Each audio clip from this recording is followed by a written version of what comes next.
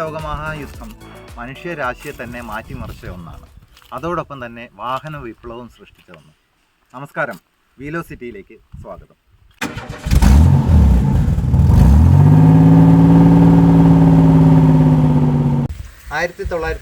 കാലഘട്ടത്തിലാണ് US army GPW, അതായത് general purpose wagon എന്നുള്ള വാഹനം പുറത്തേക്ക് ഇറക്കുന്നത്.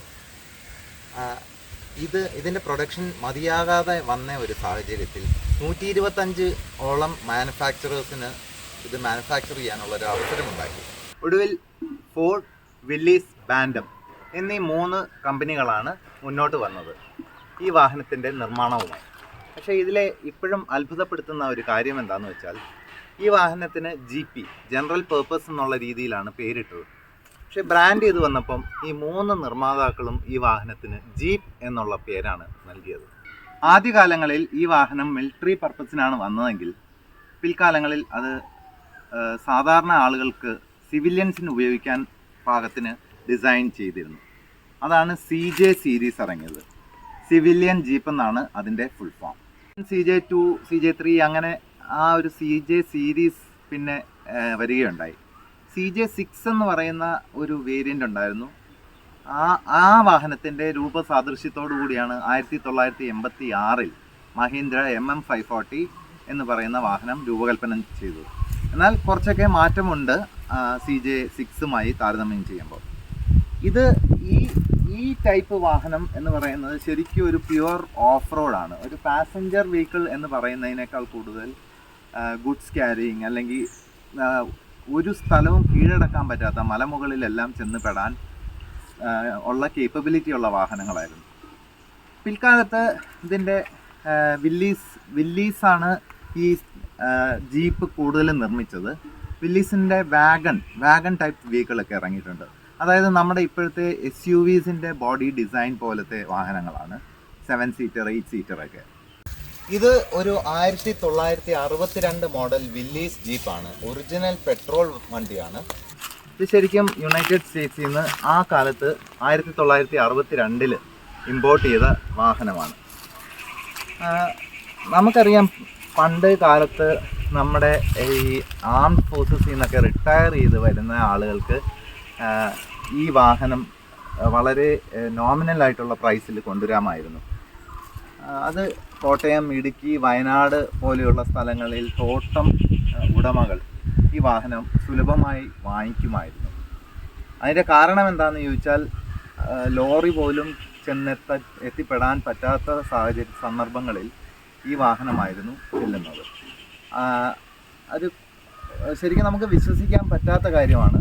ടാറ്റയുടെ SC ലോറി, അല്ലെങ്കിൽ 1210D എന്നൊക്കെ പറയുന്ന പണ്ടത്തെ ലോറികൾ പോലും കുടുങ്ങുന്ന ഒരു സന്ദർഭം ഉണ്ടാകുമ്പോൾ ഇതുപോലെയുള്ള ജീപ്പുകൾ 4 വീൽ ഡ്രൈവ് എൻഗേജ് ചെയ്താണ് അവിടെ നിന്ന് ആ വാഹനത്തെ ലോഡോടുകൂടി കൂപ്പിൽ നിന്നും മറ്റും കെട്ടിവലിച്ച് കൊണ്ടുവരാൻ സഹായിക്കുന്നത്.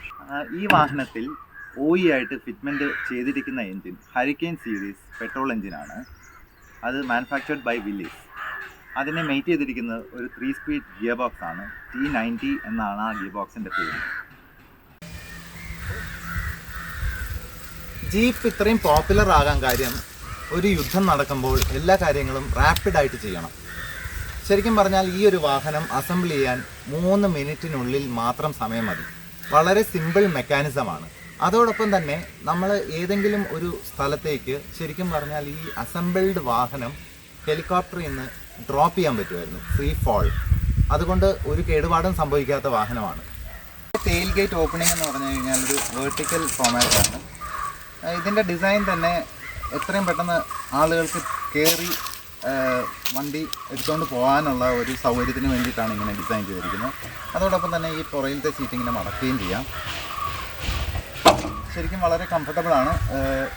ഈ ഒരു സീറ്റിൽ ഫ്രണ്ട് ഫേസിംഗ് ആയിട്ട് 2 പേർക്ക് ഇരിക്കാം, ഫ്രണ്ടിൽ 2 പേരും ഇരിക്കാവുന്നതാണ്. നമ്മൾ സാധാരണ സ്പെയർ വീൽ കാണുന്നത് ടെയിൽ ഗേറ്റിൽ മൗണ്ട് ചെയ്തതാണ്. ഇവിടെ നമുക്ക് ഈ റെയർ ഫെൻഡറിൽ മൗണ്ട് ചെയ്ത സ്പെയർ വീലാണ് കാണുന്നത്. അത് ശരിക്കും ആക്സസബിലിറ്റിയും പ്ലസ് ഈ ഒരു സ്പെയർ വീല് നമുക്ക് റിമൂവ് ചെയ്ത് റീപ്ലേസ് ചെയ്യാനൊക്കെ ഉള്ള ഒരു കൺവീനിയൻസിന് വേണ്ടിയിട്ടാണ് അങ്ങനെ ഒരു ഡിസൈൻ. ആദ്യകാലങ്ങളിൽ GPWന് വന്ന അതേ ഡിസൈൻ തന്നെയാണ് നമ്മൾ ഈ കാണുന്ന ജീപ്പിനും ഉള്ളത്.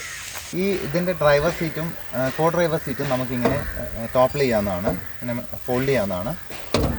പിന്നെ ഇതിൻ്റെ സ്റ്റിയറിങ്ങിനെ പറ്റി പറഞ്ഞാൽ ഇതൊരു 3 സ്പോക്ക് സ്റ്റിയറിംഗ് ആണ്. ഇതിൻ്റെ ഹോൺ പക്ഷേ ഇതിലല്ല, ഇതിൽ ഒരു വലിയൊരു നട്ട് മാത്രമാണ് നമുക്ക് കാണാവുന്നത്. ഇത് ശരിക്കും ഈ സ്റ്റിയറിംഗ് പൈപ്പിന് മൗണ്ട് ചെയ്യുന്ന നട്ടാണ്. ഹൈ ബീം നമ്മൾ ഡിമ്മും ബ്രൈറ്റും ആക്കാനായിട്ട് ഇതിലെ ഫുട്ട് സ്വിച്ചാണ്. ഇത് നമുക്ക് പലർക്കും പരിചിതമാണ്. പഴയ അംബാസഡർ കാറിനൊക്കെ വന്ന അതേ സിസ്റ്റം തന്നെയാണ് ഇതിൽ കാണുന്നത്. വിൻഷീൽഡ് നമുക്ക് ഓപ്പൺ ചെയ്ത് വയ്ക്കാവുന്നതാണ്. നല്ല എയർ ഇൻടേക്കും എയർ ഫ്ലോ ഉണ്ടാകുന്ന രീതിയിലാണ്. അത് ആദ്യകാലത്തെ മഹീന്ദ്ര ജീപ്പിനും അങ്ങനത്തെ ഒരു ഇതാണ് ഫോളോ ചെയ്തിരുന്നത്. പ്രോബബ്ലി ഈ വില്ലീസിനെ അനുകരിച്ചിട്ടാകാം മഹീന്ദ്ര അങ്ങനെ ഒരു ഡിസൈൻ ഇറക്കിയത്. അത് മാത്രമല്ല, നമുക്ക് ശരിക്കും ഇത് കനോപ്പി ഫിക്സ് ചെയ്തില്ലെങ്കിൽ ഇതിൻ്റെ വിൻഷീൽഡ് നമുക്ക് വെളിയിലേക്ക് ഫോൾഡ് ചെയ്ത് വയ്ക്കാവുന്നതുമാണ്. നമുക്ക് 2 രീതിയിൽ അഡ്ജസ്റ്റ് ചെയ്യാം. ശരിക്കും ഈ 2 ലോക്ക് ഓപ്പൺ ചെയ്തിട്ട് നമുക്ക് ഫ്രണ്ടിലേക്ക് ഇങ്ങനെ ഓപ്പൺ ചെയ്യുകയും ചെയ്യാം. പിന്നെ ഈ ഫ്രെയിം മുഴുവനായിട്ട് നമുക്ക് ഫ്രണ്ടിലേക്ക് ഫോൾഡ് ചെയ്ത് ഫുഡിലേക്ക് മറിച്ചിടാവുന്നതാണ്. ശരിക്കും ഏറി ആയിട്ട് നമുക്ക് വണ്ടി ഡ്രൈവ് ചെയ്ത് പോവുകയും ചെയ്യാം. 3 സ്പീഡ് ട്രാൻസ്മിഷനാണ്. അതായത് ഫസ്റ്റ് ഗിയർ ഇതാണ് ഇതിൻ്റെ ഫസ്റ്റ് ഗിയർ, ഇത് സെക്കൻഡും ഇത് തേർഡ് ഗിയറുമാണ്. റിവേഴ്സ് നമ്മൾ ഇപ്പോഴുള്ള വാഹനത്തിൻ്റെയൊക്കെ ഫസ്റ്റ് ഗിയറിൻ്റെ ആ സ്ഥാനത്താണ് റിവേഴ്സ് ഗിയർ. നമ്മൾ ഈ വാഹനത്തിൻ്റെ ഒരു പഴക്കം നോക്കിക്കഴിഞ്ഞാൽ 62 വർഷം പഴക്കമുള്ള ഒരു വാഹനമാണ്. എന്നാലിപ്പം ഈ വാഹനത്തിൻ്റെ ഉടമസ്ഥൻ എന്ന് പറഞ്ഞാൽ ഒരു ചെറുപ്പക്കാരനാണ്. അദ്ദേഹത്തിൻ്റെ മുത്തശ്ശൻ്റെ വാഹനമായിരുന്നു ഇത്. ഇത് വളരെ ശോചനീയമായ ഒരു അവസ്ഥയിൽ കിടന്ന വാഹനമാണ്. അതിൽ നിന്നും ഈ വാഹനം ഇന്ന് ഈ കാണുന്ന നിലയിലേക്ക് റീസ്റ്റോർ ചെയ്ത് എടുത്ത അദ്ദേഹത്തിന് പ്രത്യേകം നന്ദി അറിയിക്കേണ്ടതായിട്ടുണ്ട്. ഇത് രജിസ്ട്രേഷൻ ചെയ്തത് ഇത് ഈ രജിസ്ട്രേഷന് ചുക്കാൻ പിടിച്ചത് ഇതിൻ്റെ പ്രൊപ്പറേറ്ററായ മണിച്ചേട്ടനാണ്. നമുക്കിനി മണിച്ചേട്ടനോട് കൂടുതൽ കാര്യങ്ങൾ ചോദിച്ച് മനസ്സിലാക്കാം. ഇത് തൃശ്ശൂരിൽ നിന്ന് കുറേ നാൾ ഓടാതെ കിടന്ന് 12 വർഷത്തോളം ഓടാതെ കിടന്നൊരു വണ്ടിയാണ്. അവരിവിടെ കൊണ്ടുവന്ന് ഫുൾ റീസ്റ്റോറേഷനാണ് അവരുദ്ദേശിച്ചത്. അങ്ങനെ തന്നെ ഞങ്ങളൊരു 99% അങ്ങനെ ചെയ്ത് കൊടുത്തിട്ടുണ്ട്. ചേസിൻ്റെ വർക്ക് മുതൽ എൻജിന്, ഗിയർ ബോക്സ്, ഡിഫറൻഷ്യൽ, ബ്രേക്ക് എല്ലാം ഒറിജിനാലിറ്റി അങ്ങനെ തനിമ നിലനിർത്തിക്കൊണ്ട് തന്നെയാണ് പണിതിരിക്കുന്നത്. ഇത് പിന്നെ പറയാമെന്ന് വെച്ചാൽ ഇതൊരു ഞങ്ങളെല്ലാവരുടെയും കൂടിയുള്ളൊരു കോൺട്രിബ്യൂഷനാണ് ഇത്ര ആയത് വണ്ടി. ഞങ്ങളിവിടെ 4-5 പേരുണ്ട്. ഇത് സീനിയർ മെക്കാനിക്ക് വിജയൻ, ഇത് രണ്ടാമത്തെ മെക്കാനിക്ക് സതീശൻ, ഇത് ബോഡി പണിയുന്ന ശേഖരൻ, ഇനി ഒരു മെക്കാനിക് കൂടി ഉണ്ട് ശശിധരൻ, അദ്ദേഹം അവിടെ ഇരിക്കുകയാണ്. പിന്നെ ഇത് അപ്പോട്സറി ചെയ്യുന്ന ബിജു, അപ്പോട്സറി വർക്ക് പുള്ളി ഇവിടെ വന്ന് സ്പെഷ്യൽ ഇതുകൊണ്ട് ഇവിടെ വന്ന് ചെയ്യുകയാണ്. ഇങ്ങനെ ഇത്രയും പേരുടെ ഒരു കൂട്ടായ പരിശ്രമം കൊണ്ടാണ് ഈ വണ്ടി ഇത്രയും നന്നായി എടുത്തത്. നന്നായെന്ന് ഞങ്ങൾ പറയുന്നുണ്ട്. ഇനി കസ്റ്റമർ വന്ന് ഓടിച്ച് നോക്കിയാലേ ഉള്ളൂ നന്നായെന്ന് അവർക്ക് അറിയാൻ പറ്റുള്ളൂ. ഞങ്ങളുടേതായ എല്ലാ കഴിവുകളും ഞങ്ങൾ ഇവിടെ വിനിയോഗിച്ചിട്ടുണ്ട്. പിന്നെ ഇതിനകത്ത് പ്രധാനപ്പെട്ട ഒരു സംഗതി പറയാനുള്ളത്, ഇതിൻ്റെ പാർട്സ് 100% നമ്മുടെ കേരളത്തിൽ ഇപ്പോൾ അവൈലബിൾ അല്ല. കോട്ടയത്തെ കമ്മത്താൻ സൺസിൽ സാധനങ്ങളുണ്ടായിരുന്നു, അദ്ദേഹം മരിച്ചുപോയി. അവിടെ സാധനങ്ങളൊന്നുമില്ല. ഞങ്ങൾ മേട്ടുപ്പാളയം, തിരുനെൽവേലി, പൂന മുതലായ സ്ഥലങ്ങളിൽ നേരിട്ട് പോയി വാങ്ങിച്ചുകൊണ്ട് വന്ന് സാധനങ്ങൾ വാങ്ങിച്ചാണ് ഇതിൻ്റെ എൻജിൻ പണിയും മറ്റു വർക്കുകളൊക്കെ ചെയ്തേക്കുന്നത്. ഒരു സാധനവും വേറൊരു വണ്ടിയുടെ അഡാപ്റ്റ് ചെയ്തിട്ടില്ല. എല്ലാം ജീപ്പിൻ്റെ സാധനങ്ങളാണ് ഇവിടെ പിടിപ്പിച്ചിരിക്കുന്നത്. പെട്രോൾ വണ്ടികൾ പണിക്ക് വരുന്നുണ്ട്. പക്ഷേ സാധനങ്ങളുടെ ഒരു ലഭ്യത കുറവുകൊണ്ട് ഞങ്ങൾക്ക് പണിയാനായിട്ടൊരു ബുദ്ധിമുട്ട് വരുന്നുണ്ട്. എന്നാലും പരമാവധി പണിത് കൊടുക്കുന്നുണ്ട്. പിന്നെ ഇതിനൊക്കെ നമുക്കൊരു സമയം പറഞ്ഞ് ചെയ്യാൻ പറ്റുന്ന വണ്ടികളല്ല. ഒരു സാധനം ഇന്ന് കിട്ടിയെങ്കിൽ അടുത്ത സാധനം 1 മാസം കഴിഞ്ഞായിരിക്കും കിട്ടുന്നത്. അങ്ങനെ പണികൾ ഡിലേ ആയി പോകുന്നുണ്ട്. എൻജിൻ പാർട്സ് തന്നെയാണെങ്കിലും ഒരേ സമയത്ത് മുഴുവൻ സാധനം കിട്ടിയില്ല. 2 പ്രാവശ്യമായിട്ടാണ് കിട്ടിയത്.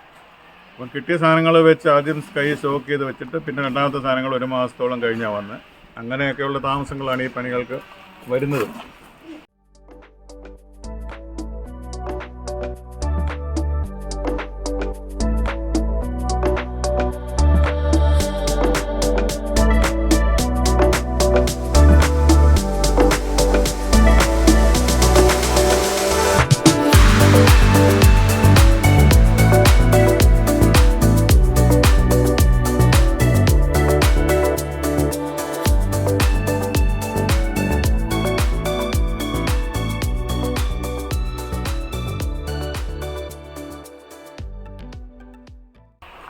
ഈ വാഹനം റീസ്റ്റോർ ചെയ്തത് ആദിത്യ ഓട്ടോ കെയർ, കൂരോപ്പട, കോട്ടയം. വർക്ക്ഷോപ്പിൻ്റെ ഡീറ്റെയിൽസും ഫോൺ നമ്പറും ഞാൻ ഡിസ്ക്രിപ്ഷനിൽ കൊടുക്കുന്നുണ്ട്. താല്പര്യമുള്ളവർക്ക് നേരിട്ട് ബന്ധപ്പെടാം. അപ്പോൾ ഈ വീഡിയോ എല്ലാവർക്കും ഇഷ്ടമായെന്ന് കരുതുന്നു. ഇഷ്ടമായാൽ ലൈക്ക് ചെയ്യുക, നിങ്ങളുടെ കമൻസ് രേഖപ്പെടുത്തുക. ഇനിയൊരു അടിപൊളി വീഡിയോയുമായി കാണുന്നതുവരെ സ്റ്റേ ട്യൂൺ. Happy motoring.